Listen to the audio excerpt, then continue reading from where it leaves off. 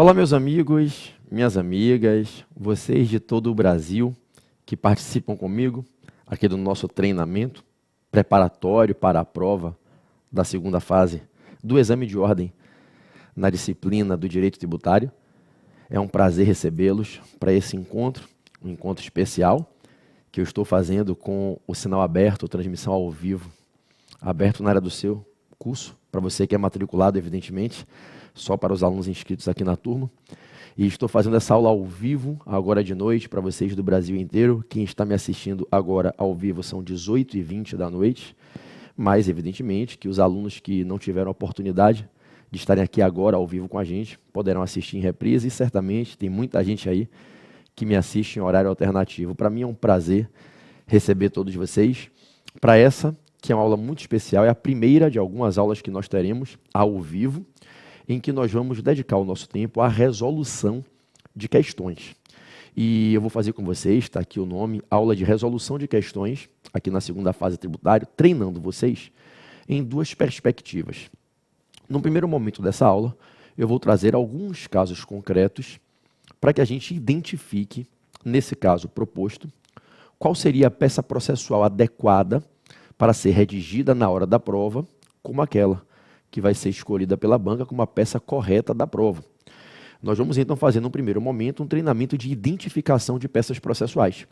Para a aula de hoje, eu preparei 3 casos concretos. A gente vai ler um por um, e então nós vamos analisar qual seria a peça correta para, se esse fosse o caso da sua prova, ou se na prova vier um caso como esse, a gente está aqui treinando e treinando a gente conseguir desenvolver o raciocínio para a gente aprender qual seria a peça correta. Depois, no segundo momento, eu vou trazer 2 questões como se fossem as questões discursivas, em que eu vou apresentar uma situação do direito tributário, da vida real, e vou fazer 2 perguntas sobre essa situação. Exatamente como acontece nas questões discursivas, que é apresentado no enunciado da questão um determinado caso, uma historinha é contada envolvendo uma situação do direito tributário, e então se fazem 2 perguntas, que vêm na prova como letra A e letra B. E aí eu preparei 2 casos também, para que a gente simule aqui o que seriam possíveis questões discursivas. Então, para os casos de hoje, das questões discursivas, que são 2 casos, cada um com 2 perguntas, eu escolhi alguns temas bacanas sobre espécies tributárias, competência tributária, princípios tributários, e preparei 2 casos muito maneiros para a gente conversar. Eu vou começar na primeira parte, que é a parte de identificação das peças processuais, lendo os 3 casos concretos, um a um, resolvendo um de cada vez, ok? Aí na sua área do aluno, onde você está aí navegando e me assistindo nesse momento, tem o link com o PDF, você clica lá nos meus materiais e baixa o material em PDF, está aí postado para você, né, da aula de hoje, tá certo? Eu vou aqui abrir na tela de todo modo e a gente vai ler a questão na tela, eu lendo e o material passando na tela para você. Você aí em casa, se quiser, imprime o material, é só clicar no arquivo aí, o link está em PDF para você poder baixar e ter esse material impresso. Tudo bem? Sem mais delongas, vamos jogar na tela o nosso primeiro caso concreto? Vamos lá. Segunda fase tributária, portal F3. Professor Pedro Barreto, PB, 26º exame de ordem, agosto de 2018, aula 1. Vamos lá, identificando a peça processual, que é a primeira parte desse treinamento. Caso concreto 1. Consegue me jogar pequenininho no alto da tela? Vamos embora. José foi notificado pela Fazenda do município Alfa para recolhimento de verbas referentes ao ISS, relativamente a remunerações recebidas em prestações de serviços que José, domiciliado no referido município, prestou no município Beta. Considerando-se que, no caso, o ISS seria devido ao município Beta por força das regras legais emanadas da Lei Complementar 116 de 2003, e que José, inclusive, pagou correta e tempestivamente os valores devidos, o mesmo resolve impugnar judicialmente a cobrança emanada do lançamento feito pelo município Alfa, 6 meses após ter recebido a notificação.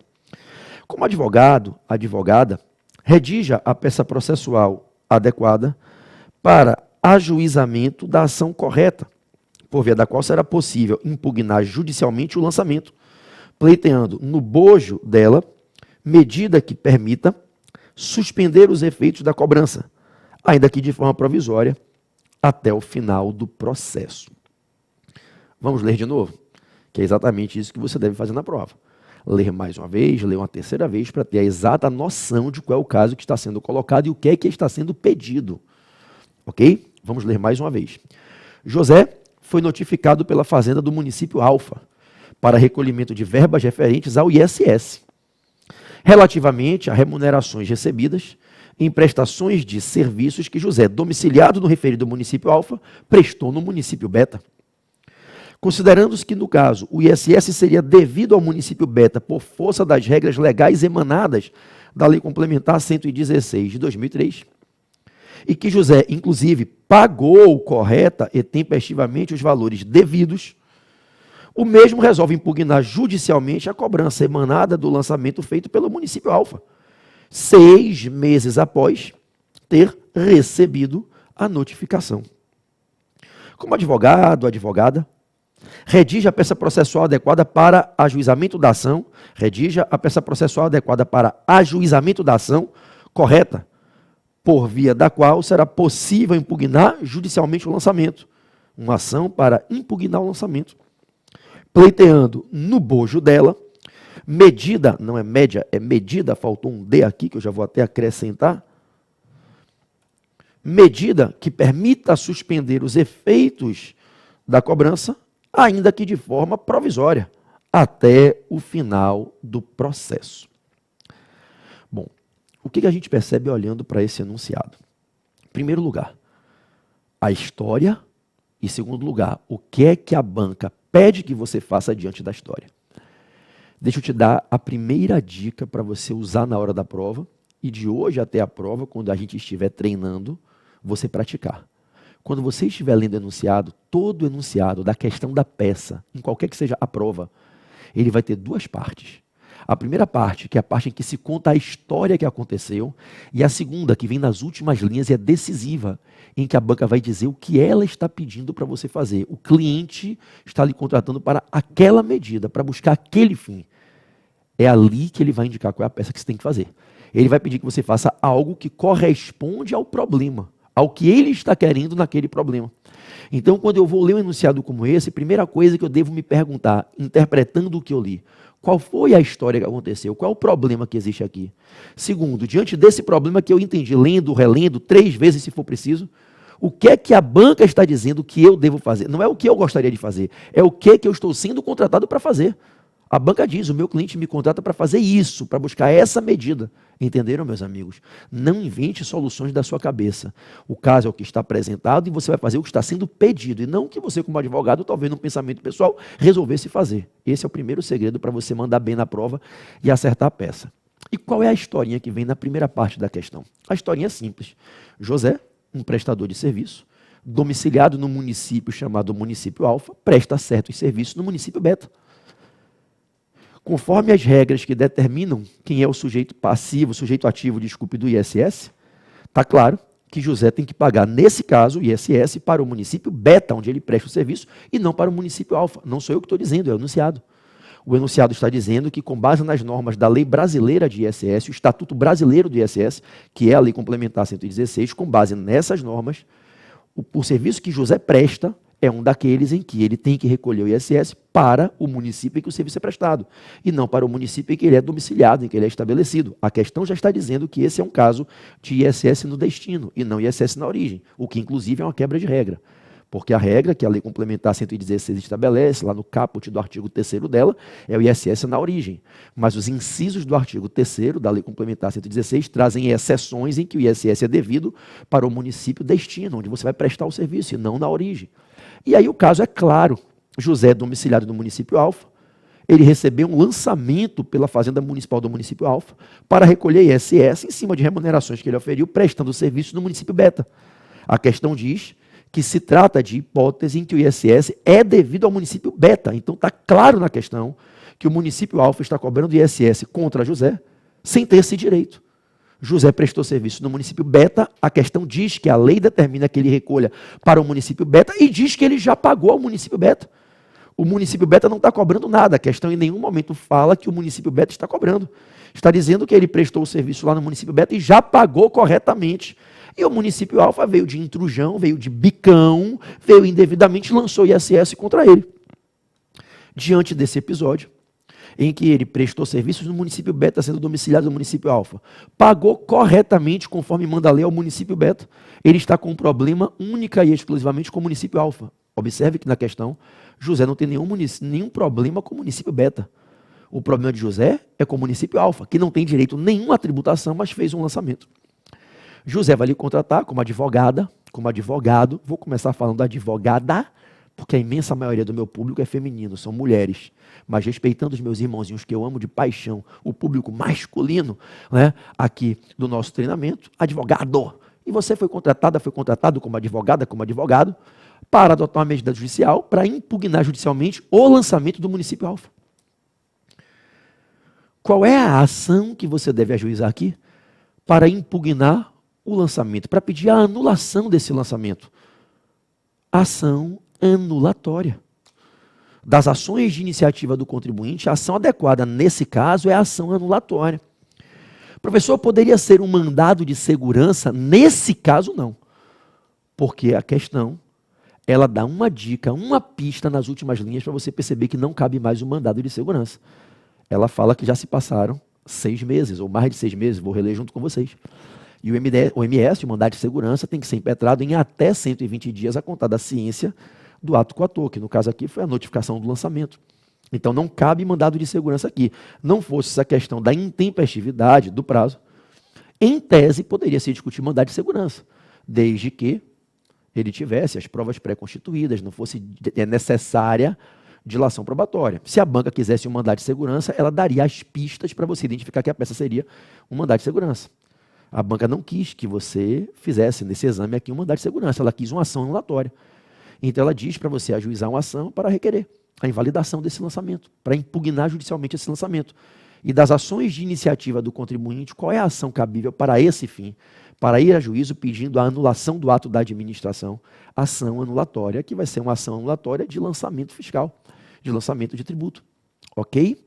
Bom, no bojo desse processo, no corpo da própria petição inicial, deve ser requerida uma medida para suspender o lançamento até o final do processo, para que esse contribuinte, o José, não corra o risco de ser executado com o processo em andamento.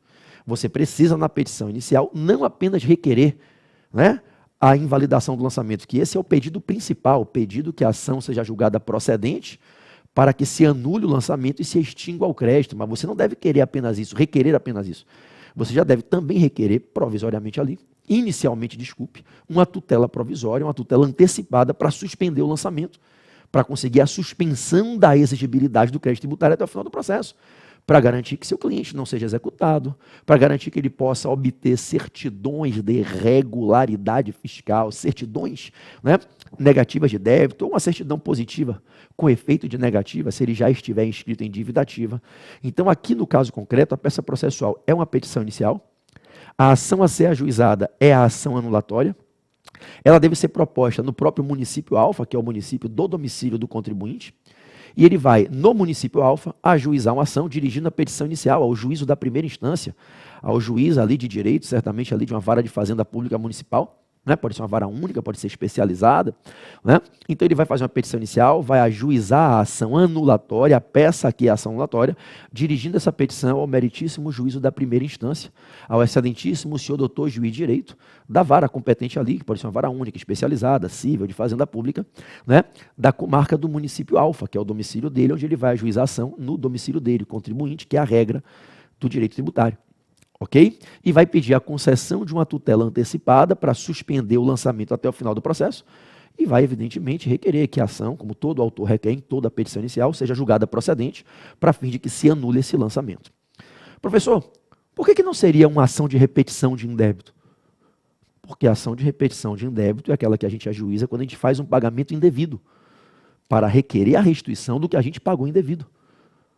O que José pagou aqui, ele pagou ao município beta, era devido. Ele pagou ao município beta o ISS que ele deve ao município beta. E em nenhum momento se está dizendo que ele está lhe contratando para pedir de volta uma quantia que ele pagou. Ele está lhe contratando para ajuizar uma ação para impugnar o lançamento feito pelo município alfa. PB, por que nesse caso não é uma ação consignatória em bitributação? Porque não está havendo bitributação. Ai, PB, quando eu vi domiciliado no município alfa, prestou serviço no município beta, eu pensei logo, consignatório em bitributação. Não. Esse case de um prestador de serviço domiciliado no município alfa, prestando um serviço no município beta, ele é fantástico para que na prova possa cair uma ação consignatória em bitributação. Mas somente se a banca disser que os municípios alfa e beta lançaram, ele não pagou a nenhum dos dois, e diante da bitributação, ele quer ajuizar uma ação para, em juízo, pagar quem deve e extinguir o lançamento indevidamente feito no mesmo processo. Para que eu falasse de ação consignatória em bitributação, que é muito comum nesses casos, envolvendo o ISS, quando o prestador de serviço é domiciliado em uma cidade e presta serviço em outra. Para que eu fale da ação de consignação aqui, que é aquela ação de consignação lá do artigo 164, inciso 3 do CTN, lá do 164, inciso 3 do CTN, que é a ação de consignação e pagamento nas hipóteses de bitributação, o cara pratica um fato gerador e dois ou mais entes federativos tributam concomitantemente o único fato gerador, o enunciado teria que estar me dizendo que o município alfa lançou, o município beta lançou, ele ainda não pagou e quer ajuizar uma ação citando todo mundo, depositando a quantia para que ela seja liberada para o legítimo credor e para que se invalide o lançamento de quem cobrou indevido. Eu botaria os dois no processo. Não é o caso aqui. Ele já pagou extrajudicialmente e pagou a quem é o legítimo credor, que é o município beta. Não tem por que ele ajuizar uma ação consignatória para pagar o que ele já pagou, já está pago o ISS devido. Ele quer se livrar da cobrança indevida. O enunciado é claro nas linhas finais. Entenderam? Vamos reler a questão. José foi notificado pela fazenda do município alfa para recolhimento de verbas referentes ao ISS relativamente a remunerações recebidas em prestações de serviços que José, domiciliado no referido município, prestou no município beta. Olha aqui como o enunciado vai sendo claro. José... Espera aí, deixa eu tentar sublinhar aqui se eu consigo. Espera aí. Foi notificado pela fazenda do município alvo para recolhimento de verbas referentes ao ISS. Olha o problema. O problema é esse aqui. José foi notificado pela fazenda do município alfa para recolhimento de verbas. Porra, não estou dialogando bem com essa caneta aqui. Vamos lá. Pronto. José foi notificado pela fazenda do município alfa para recolhimento de verbas referentes ao ISS. Considerando que no caso, olha a questão já diz, considere que nesse caso, o ISS seria devido, considere que nesse caso, o ISS seria devido ao município beta por força das regras legais. Então, o examinador nem lhe deixa com dúvida. O ISS é devido ao município beta, ele nem disse qual é o serviço, ele já deu a resposta. Ele nem disse, o serviço é o serviço tal, para você ter que ir na lei procurar, no artigo 3º da Lei Complementar 116, se o ISS seria devido a alfa ou a beta. Ele já disse, considere que por força da lei, o ISS é devido a beta. E José, inclusive, pagou corretamente e tempestivamente os valores devidos. Então vamos saber interpretar o que a gente está lendo. José recebeu uma cobrança de ISS do município alfa por serviços que ele presta em beta, não obstante seja domiciliado em alfa. A lei diz que ele tem que pagar o ISS para beta e ele já pagou corretamente, tempestivamente o que ele tinha que pagar. Tá claro? Qual é o problema dele? Olha aqui agora, ó. Aí ele vai dizer o que o cliente quer. Olha como o enunciado sinaliza a peça para você. Aí sempre vem isso na parte final da questão, da metade para o final. O mesmo resolve impugnar judicialmente a cobrança emanada do lançamento feito pelo município alfa. Então, o que é que você está vendo aqui? Olha o examinador dizendo o que é que ele quer fazer. Ele quer impugnar. O mesmo resolve impugnar judicialmente a cobrança emanada do lançamento feito pelo município alfa, 6 meses após ter recebido a notificação. Por que o examinador botou aqui os 6 meses após ter recebido a notificação? Para afastar qualquer dúvida quanto a uma suposta ideia aí de mandado de segurança. Se ele está resolvendo impugnar 6 meses após receber a notificação, já se esgotou o prazo, que é de 120 dias no máximo, para o mandado de segurança. 6 meses são, no mínimo, 180 dias. Né? Pode chegar até 183 dias, a depender do período do ano. Né? Então, como advogado ou advogada, redige a peça processual adequada para ajuizamento da ação. Peça processual adequada para ajuizamento da ação correta. Então, se a peça processual para ajuizamento da ação pode ser contestação? Não. Contestação não é para ajuização, é para responder pelo réu demandado. Pode ser recurso? Não, não se ajuiza a ação interpondo recurso. Recurso é para impugnar a decisão judicial. Então, qual é a peça processual? Petição inicial. Agora, qual é a ação correta para impugnar um lançamento? A ação correta é a ação anulatória, gente. Ação anulatória. Ok? E, pleiteando no bojo dela medida que permita suspender os efeitos da cobrança.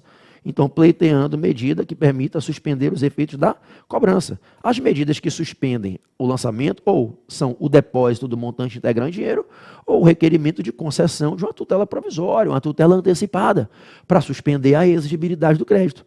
Como ele diz que é para suspender, ainda que de forma provisória, deixou claro, deu a indicar que é uma tutela antecipada que você vai pedir. Porque se você fizesse o depósito do montante integral, você não suspenderia de forma provisória. O lançamento ficaria suspenso em definitivo até o final do processo. Porque se o autor faz o depósito em dinheiro e ganha a ação, o lançamento é anulado e o depósito é levantado pelo autor no final. Se ele perde, o depósito se converte em renda. Então, quando você deposita na ação anulatória tudo que você recebeu ali como cobrado, o valor do depósito, né, o valor do lançamento, você depositou, o lançamento fica suspenso, porque não tem mais risco nenhum para a fazenda, você fez o depósito integral em dinheiro. Aí a suspensão do crédito, a suspensão da exigibilidade é definitiva até o final do processo. Quando a banca fala para você pleitear no bojo da ação uma medida que permita suspender os efeitos da cobrança, ainda que de forma provisória, não pode ser depósito. Deixou claro que tem que ser uma tutela antecipada. Ok? Então, é uma petição inicial para o ajuizamento de uma ação anulatória com requerimento de tutela antecipada. A tutela antecipada, ela suspende a exigibilidade do crédito nos termos do que está escrito de forma expressa no artigo 151, inciso 5 do CTN. 151, inciso 5 do CTN. O artigo 151, dos mais importantes do Código Tributário Nacional, é aquele que diz: suspendem a exigibilidade do crédito. As causas de suspensão do crédito. Se você abrir aí o seu CTN, artigo 151, vem lá os 6 incisos: moratória, depósito do montante integral em dinheiro, reclamações e recursos no processo administrativo, concessão de liminar e mandado de segurança, concessão de tutela antecipada nas ações ordinárias, parcelamento. É o que está escrito. Quem estudou comigo durante a primeira fase vai lembrar daquele mantra: moderecocopa, as causas de suspensão da exigibilidade do crédito tributário. Ok? Então, esse é o gabarito da questão 1. Identificamos a ação cabível, é a ação anulatória, e ela deve ser feita aqui nesse caso, conforme o que determinou o enunciado, com pedido de tutela antecipada. A ação vai ser ajuizada na Justiça Estadual, não há porquê ir para a Federal, a União não está envolvida, não tem interesse da União em jogo. Justiça Estadual vai ser dirigida ao juízo da primeira instância, tá? A um determinado aí, excelentíssimo senhor doutor juiz de direito, da 3 pontinhos, vara única, especializada, civil, fazenda pública, da comarca do município Alfa. Beleza? Tira um print dessa tela, querido. Printou? Show de bola. Vamos ao próximo bloco para que cuidemos da questão de número 2, ok? Vamos lá.